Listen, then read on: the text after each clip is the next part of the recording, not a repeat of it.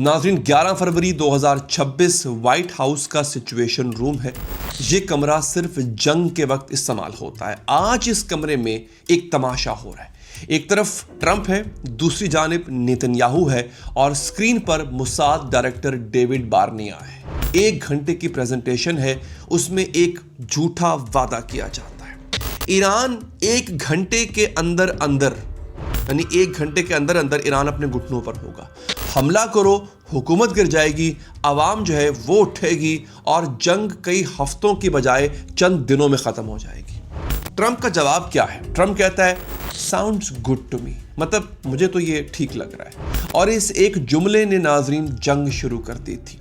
आज New York times की 2 reports हैं जो कि पब्लिश हुई थी, जिसको मीडिया में बहुत कम फैलाया गया, उस पर बात बहुत कम हुई। लेकिन उन 2 रिपोर्ट्स के जरिए मैं आपको समझाना चाहूँगा कि मोसाद ने ट्रंप को कैसे फंसाया, नेतन्याहू ने कैसे इसको बेवकूफ़ बनाया और वो वादे जो झूठे थे जो इसराइल ने ट्रंप के साथ किए, वो किस तरह से इनके खुद के मुंह पर आके पड़े।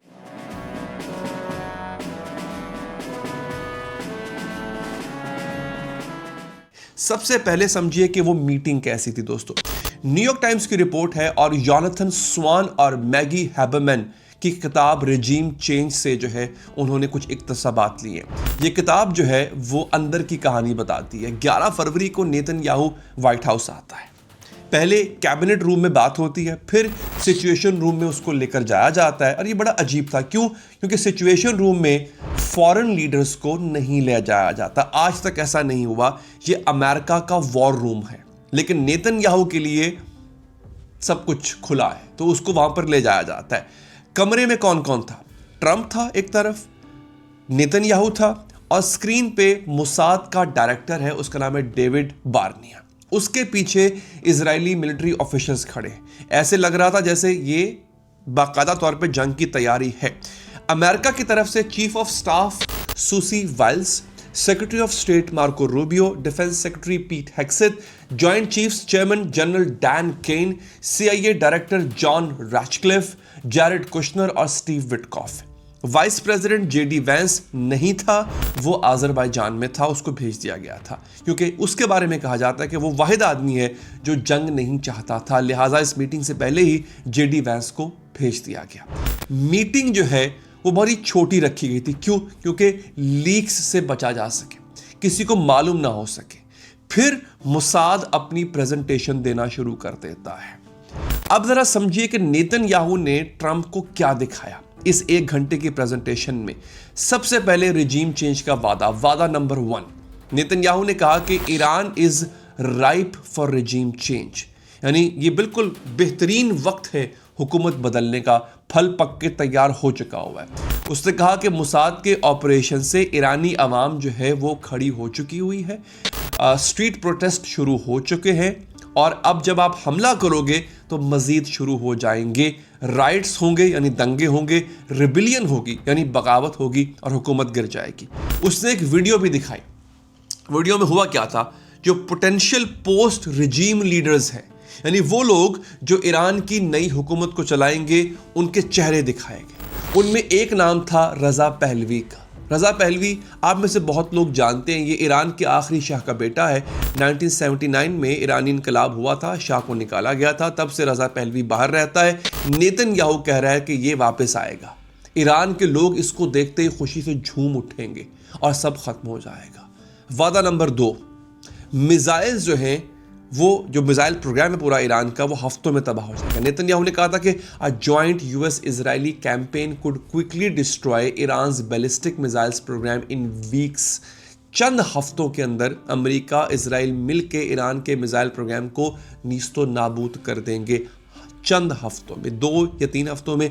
आज 40 दिन हो गए दोस्तों। मिसाइल्स अभी भी हैं और अभी भी ईरान जो है वो मिसाइल्स बरसा रहा है। फिर वादा नंबर 3, ईरान जवाब नहीं दे पाएगा। आप सुन के हैरान हुई कि ट्रंप को यह तक बताया गया था।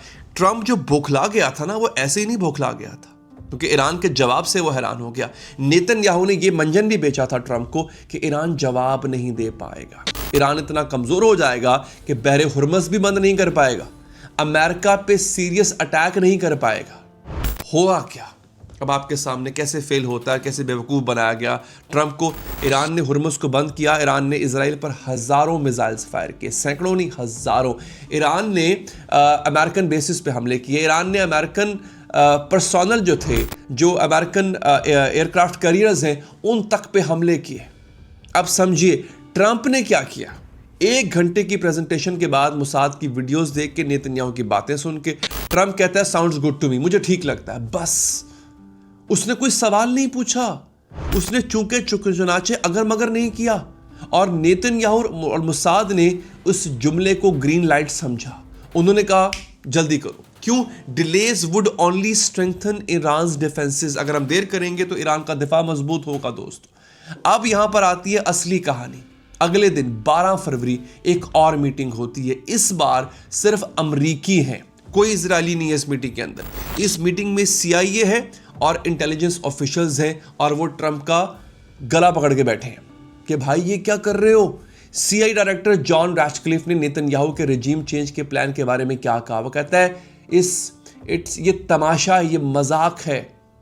उसको बाकायदा उसके लिए लफ्ज इस्तेमाल किया कि ये तमाशा है। और secretary of state Marco Rubio ने क्या कहा। वो कहता है in other words it's bullshit. दूसरे अल्फाज में ये बकवास है। मार्को रूबियो कह रहा है, ये ट्रंप के अपने लोग अगले दिन उसको समझा रहे थे। CIA का डायरेक्टर, सेक्रेटरी ऑफ स्टेट यानी वजीर खारजा, दोनों कह रहे हैं कि ये प्लान काम नहीं करेगा। जनरल डेन केन, जॉइंट चीफ्स का चेयरमैन, उसने भी वार्निंग दी। वो कहता है कि गोला बारूद खत्म हो जाएगा हमारे पास, जो कि मैं आपको पहले वाले व्लॉग में बता चुका हूं कि अमेरिका के पास अब स्टॉक पाइल्स खत्म हो रहे हैं।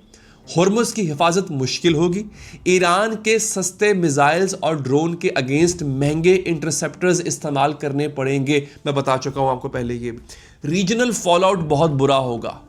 और JD Vance, vice president of America, वो सबसे ज़्यादा मुखालिफ था। उसने कहा रीजनल केओस होगा, खित्ते में केओस होगा, अफरा तफरी होगी, अमेरिकन कैजुअलिटीज़ होंगी, अमेरिकन मारे जाएंगे जो कि मारे गए। अपने घर में अमेरिका के अंदर पॉलिटिकल बैकलैश होगा, सियासी इंतशार फैलेगा मुल्क के अंदर, अमेरिका के अंदर। दूसरी प्रायोरिटीज से, दूसरी तरजीहात से तवज्जो हट जाएगी। लेकिन आखिर में वैंस ने यह भी कहा कि अगर प्रेसिडेंट ये फैसला करे तो मैं साथ दूंगा। और यही हुआ। पहले वाली बातें ट्रंप के दिमाग में नहीं गई, ये आखिरी बात उसने ज़हन में बिठा ली कि मैं तो जो फैसला करूंगा सब मेरे साथ है। सब ने अपने कंसर्न्स बताए, अपने तहफ़्फ़ुज़ात बताए, लेकिन किसी ने ट्रंप को रोका नहीं। यहां पर अब एक और न्यूयॉर्क टाइम्स की रिपोर्ट है, वो है 22 मार्च की, इजराइल के हवाले से है। और वो ये अगला सुनिएगा, ये रिपोर्ट क्या कहती है, इसके बाद क्या होता है। और ये रिपोर्ट्स ऐसी नहीं बनती है, बड़े बड़े जो अखबार हैं जब ऐसी रिपोर्ट्स बनाते हैं तो बहुत अंदर की खबर लाते हैं। Israel thought it could spur rebellion inside Iran that hasn't happened। ये रिपोर्ट कह रही है कि इजराइल ने सोचा था कि वो ईरान के अंदर एक बहुत बड़ी बगावत को उकसाएगा, लेकिन वो नहीं हुआ। इजराइल सोचता रह गया। मुसाद चीफ डेविड बार्निया ने नेतन्याहू को फोन करके एक बड़ा हैरानकुन जुमला कहा। उसने कहा within days of the war starting Mossad could galvanise Iranian opposition, ignite riots and rebellion and possibly lead to government collapse. जंग शुरू होने के दिनों में मुसाद ईरानी ऑपोजिशन को जगाएगी, फसादात और बगावत शुरू कराएगी और हुकूमत गिर जाएगी। दिनों में आज 40 दिन से ज़्यादा हो गए। बगावत, राइट्स, दंगे, हुकूमत का गिरना कुछ भी दूर दूर तक नजर नहीं आ रहा। ट्रंप ने जंग के शुरू में क्या कहा था? वो कहता है take over your government, it will be yours to take. यानी जब उसने पहला हमला किया तो ईरानी अवाम से मुखातिब हुआ ट्रंप कि ये तुम्हारी हुकूमत है, इसको अपने हाथ में ले लो, इसको अपने कब्जे में ले लो। अमरीकियों और इजरायली इंटेलिजेंस ने अब क्या कहा है, वो अब क्या कह रहे हैं? वो कहते हैं the theocratic regime is weekend but intact. ये जो रिजीम है कमजोर हुई है लेकिन कायम है। ईरान की आवाम जो है वो घर पे बैठे हैं डर की वजह से, और जो मुखालिफ हैं उनके पास हथियार नहीं है। ये सब आपको पहले से पता था। US मिलिट्री लीडर्स ने ट्रंप को वार्निंग दी थी, Iranians will not protest while bombs are falling. तुम बम बरसाओगे ईरानियों पे, ईरानी एहतजाज नहीं करेंगे अपनी हुकूमत के खिलाफ, वो साथ खड़े हो जाएंगे। लेकिन इसने अपने लोगों की बात नहीं मानी, इसने नेतन्याहू की बात मानी, इसने अपनी इंटेलिजेंस को इग्नोर किया। और नेतन्याहू जो है वो एक इंतहाई शातिर इंसान है। उसको ये जंग सिर्फ जीतनी नहीं थी, उसको इस खित्ते में केओस खड़ा करना था। उसको सिर्फ और सिर्फ अफरा तफरी चाहिए थी। और अब आती है अंदर की बात। जंग शुरू होने के थोड़ी देर बाद नेतन्याहू ने अपनी सिक्योरिटी की टीम के साथ मीटिंग की। इस मीटिंग में नेतन्याहू ने गुस्सा दिखाया। वो क्या कहता है? कहता है Trump might end the war soon and Mossad operations had yet to produce results. Trump जंग जल्दी खत्म कर देगा और मोसाद ऑपरेशंस अभी भी बाकी हैं, अभी भी कुछ नतीजा नहीं निकला। नेतन्याहू खुद फ्रस्ट्रेटेड था। न्यूयॉर्क टाइम्स की रिपोर्ट है कि उसने ट्रंप को वादे किए थे, वो वादे पूरे नहीं हो रहे और अब ट्रंप जो है वो जंग खत्म करना चाह रहा है। 20 मार्च को नेतन्याहू ने पब्लिक में एक बात की थी, we can't do revolutions from the air, there has to be a ground component. हम हवा में इनकलाब नहीं ला सकते, जमीन पे आना पड़ेगा। लेकिन ट्रंप ने जमीन पे फौजी भेजने से भी इनकार कर दिया। अब खबर ये है दोस्तों कि ट्रंप और नेतन्याहू जो है वो एक दूसरे के गिरबान पकड़ना चाह रहे हैं, क्योंकि ये जो पीस डील हुई है इस पे नेतन्याहू को एक और गुस्सा भी है। इस पूरी एग्रीमेंट के अंदर, इस सीज फायर के अंदर ट्रंप ने नेतन्याहू से कोई मशवरा नहीं किया, ना ही उसको ऑन बोर्ड लिया है। उसको बस बताया गया है कि सीज फायर हो चुका है, हमले बंद करो। और यही वजह है कि इसराइल ने अभी भी हमले बंद नहीं किए।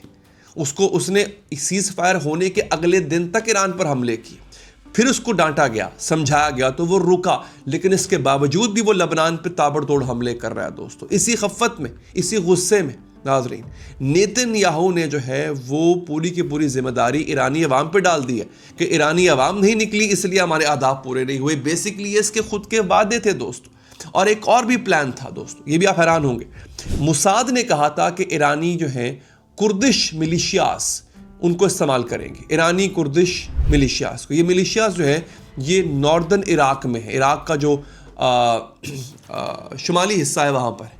इसराइल और CIA जो है वो बरसों से इन्हें सपोर्ट कर रही है। प्लान क्या था? इसराइल स्ट्राइक्स करेगा नॉर्थ वेस्ट ईरान में, ईरानी फोर्सेस को कमज़ोर करेगा, कुर्दिश जंगजू ईरान में घुसेंगे, ग्राउंड कंपोनेंट ये होगा, यानी ज़मीन के ऊपर जो फौजी उतारने का काम है वो कुर्दिश करेंगे। 4 मार्च को Israeli military spokesperson lieutenant colonel Nadav Shoshani ने क्या कहा? वो कहता है कि heavy operations in western Iran to open up the way to Tehran. मतलब वेस्टर्न ईरान के अंदर, मगरबी ईरान में बड़े ऑपरेशन किए जाएंगे ताकि तेहरान तक का रास्ता खुल सके। हुआ क्या? कुर्दों ने बड़ा हमला किया ही नहीं। US ऑफिशियल्स ने इस प्रॉक्सी अप्रोच पे जो है वो ठंडा पानी डाल दिया। कैसे? इजराइल के साथ टेंशन पैदा होती है, ये प्लान नाकाम होता है। US ऑफिशियल्स ने हथियार दिए कुर्दों को, लेकिन जो है यहां पर जंग बंदी की बातें करना शुरू कर दी ट्रंप ने, क्योंकि पाकिस्तान बीच में आ गया, उसने मुज़ाकरात शुरू कर दिए। कुर्दों को ये लगा, और ये बाकायदा उनका ऑफिशियल बयान है कुर्द के लीडर का, कि हमें ये लगा कि हम जंग शुरू करें ईरान के साथ, हम गुरिल्ला वॉर शुरू करें, और यहाँ पे ट्रंप अगर अमन मुआहदा कर ले तो हम कहाँ जाएंगे। और यही हुआ। उन्होंने जंग शुरू इसलिए नहीं की कि बहुत जल्द सीज फायर हो जाएगा, और सीज फायर हो गया। इमेजिन करें अगर आज कुर्दों ने ये काम किया होता, ईरानी कुर्द खड़े हो चुके होते ईरानी हुकूमत के खिलाफ हथियारों के साथ, तो इस वक्त ईरानी हुकूमत, क्योंकि अमेरिका तो अपनी सपोर्ट वापस ले चुका होता, इस वक्त ईरानी हुकूमत उन्हें कुचल चुकी होती। लिहाजा ये पत्ता भी गया आज से। अब फ्यूचर में भी ये कुर्द अमेरिका पर कभी यकीन नहीं करेंगे। अब सवाल ये है दोस्तों, किसने किसको फंसाया? नेतन्याहू ने ट्रंप को कहा कि रेजीम चेंज दिनों में होगी, मिसाइल हफ्तों में ख़त्म होंगे, हुर्मुज़ बंद नहीं होगा, आवाम खुद उठेगी। ट्रंप के अपने लोग, CIA का director, secretary of state bullshit कह रहे थे बकवास है ये। लेकिन ट्रंप ने नेतन्याहू की बात मानी।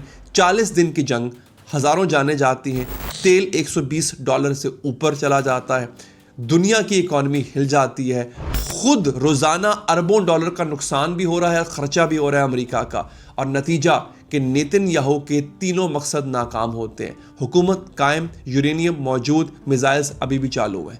और अब सीज़ फायर में ईरान जो है वो $87 अरब सालाना कमाएगा सिर्फ हुर्मुज़ के टोल से। अमेरिका ने जो जंग की है इसका फ़ायदा किसी और को नहीं, सिर्फ ईरान को हुआ है। और सबसे बड़ा नुकसान नेतन्याहू को हुआ है कि अब अमेरिका और ट्रंप इस पे बिलीफ नहीं करेंगे, और अगर अभी भी करेंगे तो इनसे बड़ा कोई बेवकूफ़ नहीं होगा। नेतन्याहू का अपना अखबार, नेतन्याहू की अपनी कौम, उसके अपने लीडर कह रहे हैं कि इसराइल की तारीख की सबसे बुरी नाकामी का सामना हमें नेतन्याहू के दौर में करना पड़ा है। मुसाद ने ट्रंप को धोखा भी दिया है, इसके साथ साथ उसने अपनी आवाम को भी धोखा दिया। नाज़रीन, वीडियो से अब तक के लिए इतना ही। अगर आपको ये वीडियो पसंद आई हो, मुझे उम्मीद करता हूँ पसंद आई होगी, आप हमारे चैनल को सब्सक्राइब लाजमी कीजिएगा और फेसबुक पेज को फॉलो कीजिएगा। और अगर आप मुझसे बात करना चाहते हैं बराह रास्त लाइव शोज़ के अंदर, तो आप फेसबुक पेज को सब्सक्राइब कीजिएगा, सिर्फ फॉलो नहीं करना। अपना ख्याल रखिए नाज़रीन, अल्लाह ने के बाद।